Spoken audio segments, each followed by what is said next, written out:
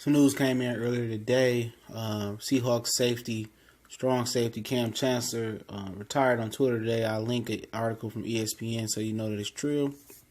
We back with the Boxing Clinic and more. Don't let the name fool you. We do more than boxing. Talking some NFL.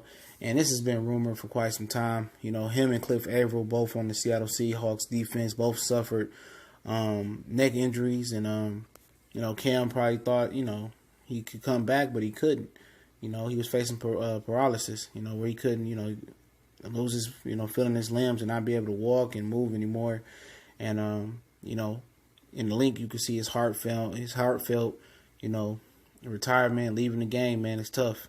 It's tough, but the average, NFL career span is like 2 years.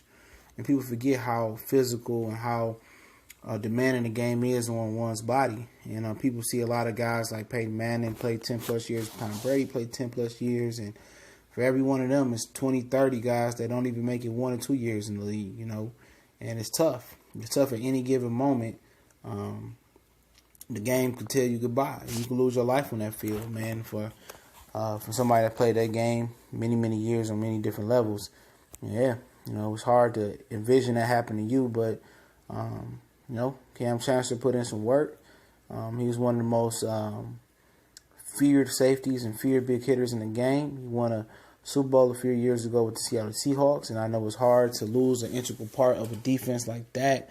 He was the heart, of that defense, if not the heart and soul, man.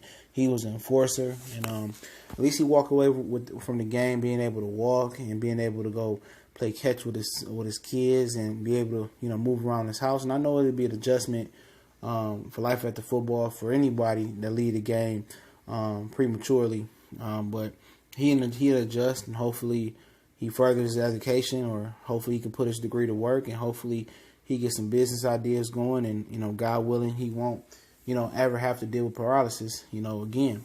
But much blessings to him, man. I know it's hard, man, to walk away from a game that you love, and I know it's real tough, but the Seahawks are going through transition. Richard Sherman gone, and Earl Thomas still there, barely there. And now it's turning on to Russell Wilson's team, man. And I know for him, hopefully they keep him, affiliated with the team, or give him a job in the front office, or, keep his spirits up, man. Because it's not just the injury, that's going to be weighing on him. It's going to be like, what I'm going to do with all this free time. I'm not in training camp, watching football, he was out in the field. So he needs to fill that void some type of way. Even when you retire from anything, you retire from 30 years at the plant, 30 years at wherever, trying to find time to fill that void of activity, that's tough, because if you sit around the house, lay around, get fat and old, and that's when you tend to die, when you stop being in motion. So, hopefully I can offer him a front office position, or hopefully he can go on to some endeavors that he had, or he can start, pursuing, hopefully his paper right. Hopefully he invested his money. And hopefully he get a pension. Hopefully, everything else that's going well for him, and he can find solace, after football, man.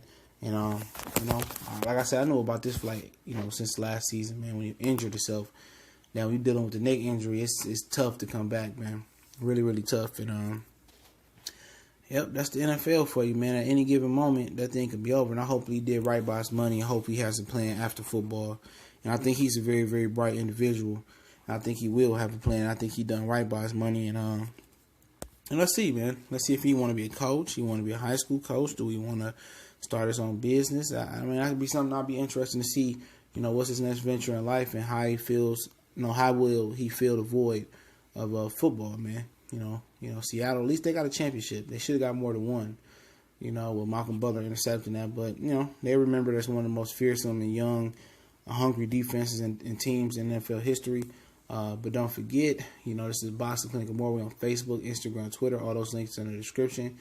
We also have a new college sports page, the S1210 College Football's Most Wanted. Me, Cali Enigma, and Colossal Sports TV.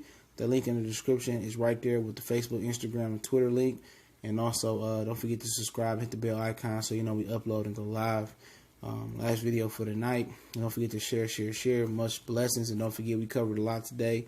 We did the LeBron video, when we did Regis and Hooker live stream. So check the archives. You might find something to interest you. Y'all know what it is. One time for the one time we gone.